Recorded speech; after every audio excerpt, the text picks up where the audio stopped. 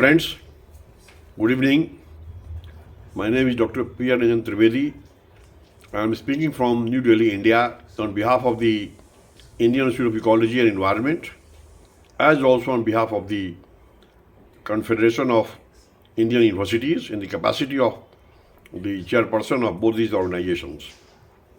Friends, it's a great day as well as an auspicious occasion when we are meeting to remember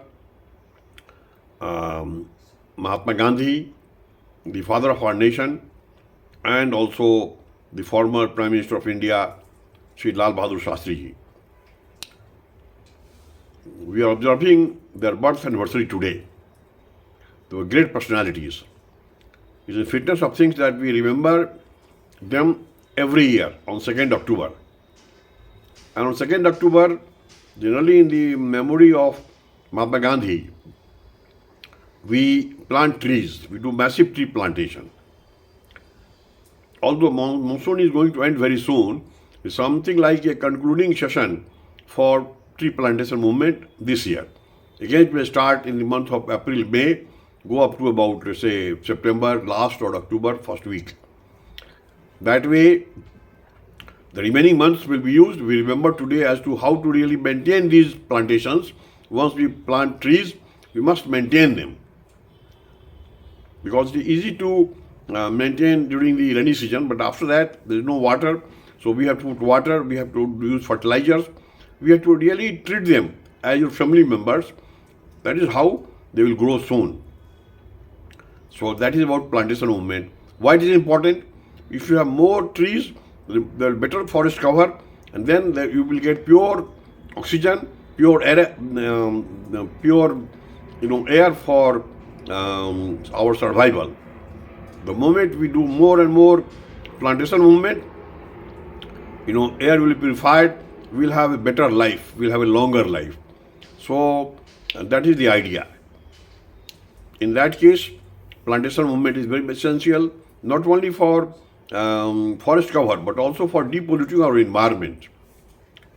We must depollute our environment. Delhi has become one of the most polluted cities of the world, which is not a good news. So accordingly, we are also very sad to learn and inform that India is going to surpass China by way of having maximum population anywhere in the world.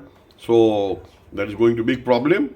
So we have to be cautious, but we should not be scared and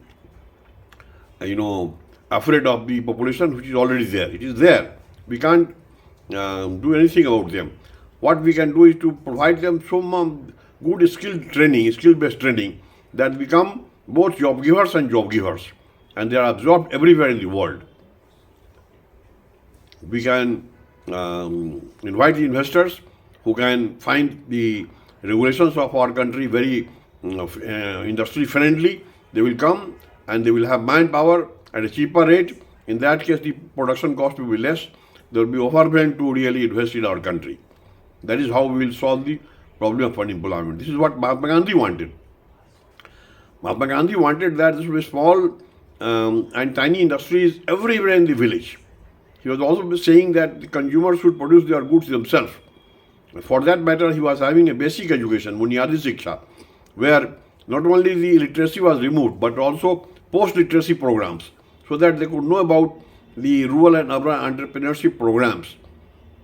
Initially, in the older days, agriculture was used to be an entrepreneurship or even other business like palmistry or doing the business of performing puja or making potteries or blacksmith or carpentry or having entrepreneurship. Everybody in the village was employed. Now there is changing lifestyle, culture has changed, so we are having full of unemployment in our country, which will be solved at the earliest. For that, we'll have to have a neological and neopractic approach to government. Neological means neology is the art and science of evolving a new doctrine. In that case, we'll have to have a new policy, a neological policy, so that the problem of peacelessness or unemployment or cleanliness, hygiene, sanitation, all are solved without any delay. For that matter, we have to also remember that if we want to depollute our environment, which has gone so high, something like touching 440 volts, and saying that we won't do it again. I and you, anybody could try to touch 440 volts. One thing is guaranteed: no sooner one touches, one will die. So we won't survive to say, oh, it is a mistake, I will never do it again. You won't survive to say that I won't do it again. So that is where we have gone. So we have to come back from the point of no return. For this matter, there has to be attitudinal change. We have to depollute our environment, sugar, leather, petrochemical, pharmaceutical, steel, mining, every industry. And for that matter, vehicular pollution has to be reduced by using a pooling of resources, pooling of cars. You must do cycling in order to maintain good health and save money. And you all, eco-friendly, cycle is eco-friendly vehicle. So that is possible. If we have to go within 2-3 kilometers, we must walk rather than going in the cars. That is how we can have less pollution in our country and for that matter anywhere in the world. So we have to change a little, and there is a disease among human beings all over the world that we are reluctant to change. That habit must be changed. If that is changed, everything will change. If we also remember Mahatma Gandhi for his important role in cleanliness, hygiene and sanitation, he was of the view that the poor persons must be visited, families should be visited, and whatever hygiene is required by doing cleanliness activities, which will be done. He used to go to the villages, clean the rooms or homes or roads or for that matter toilets. He used to clean himself. He was the view that there will be less disease if we have a cleaner environment and cleaner hygiene and cleaner sanitation. So that is how it is very much important, and taking that in mind, we for the first time in our country, our Indian Institute of Ecology and Environment, in collaboration with Government of India, Government of Delhi, Doordarshan, Delhi Development Authority, and about more than 10,000 schools and colleges, universities, we are contacted in order to introduce the Clean India campaign. And we had the RWAs, the Resident Welfare Associations, we invited. Everybody was trained in the school campus or college campus or university campus. These days, in our areas, in every area go, the only big campus is of the school, college or university. Otherwise, because of the rising, number of people, population explosion, we have very less place where there is a big compound. So, in that case, in schools and colleges, we had the camps and we trained millions of persons, and roughly about 500 million persons were benefited by way of knowledge. We also encouraged and brought attitudinal change in the minds of municipal corporations, municipal bodies, and that was the time, that fortnight, there was an instruction that whenever they get the information that some dirt or some municipal issue in some area, within half an hour the people will go. Even to the police it was informed that for any matter, security matter, the police has to be informed. It was that year when we introduced also the need for having a developmental role of police. Police has a big role. We have police force everywhere in villages, in all areas. But they are always waiting for see that there should no crime. So that is one role. They have to have a developmental role. They must go to the villages, be friendly with them, participate in plantation movement or any other movement, so that they are part of society.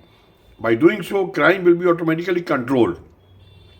So again, we introduced the training program in the area of attitudinal behavioral change between 1985 and 1989, 5 years program.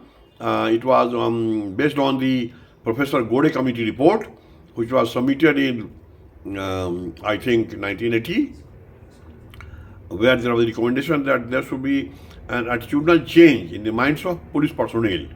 In Hindi, they call it Manovriti Parivartan or Manovriti Suddhikaran. That has come. Again, there is a need to further strengthen that program by remembering Gandhi ji and remembering Shastri ji. Regarding Shastri ji, very honest person, dedicated person. He not only motivated the farmers but also the people in the defense.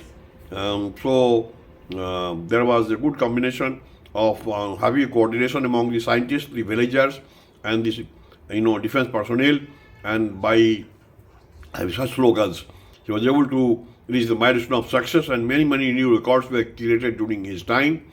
Although he could survive on that post only for 2 years, less than 2 years, from 1966 and from 1964 to 1966. If he had been there for a longer period, we would have had changed India. So, friends, these items are very important, and then we have to solve the problem of unemployment. For that matter, the problem of businesslessness or the faulty education system, the pollution of mind and pollution of industries, and we have to also stop population explosion. All these things are possible if you remember Mahatma Gandhi and Shastri ji and go by his principle by little modifying whatever he had said, because a long time. Every 5 years the methodology should be changed. So in the today's context, remembering him, Mahatma Gandhi said that earth has everything for everybody's needs, but for nobody's greed. This has to be remembered. If we really try to optimize the available resources, it's quite possible to survive. And for that matter, at the end, I will also recommend that you should, government should participate more and more in the blue economy movement. And the judicious exploitation of oceanic resources are very important in order to increase employment and in order to create environment-friendly and sustainable jobs. So, friends, today I remember both Gandhiji and Shastriji, and I'm sure you will try to control pollution, you will try to help generate employment, and you will also try to be honest and dedicated toward your nation. With these words, I thank you, my friends from all parts of the world, and I want that peace must prevail. Thank you very much.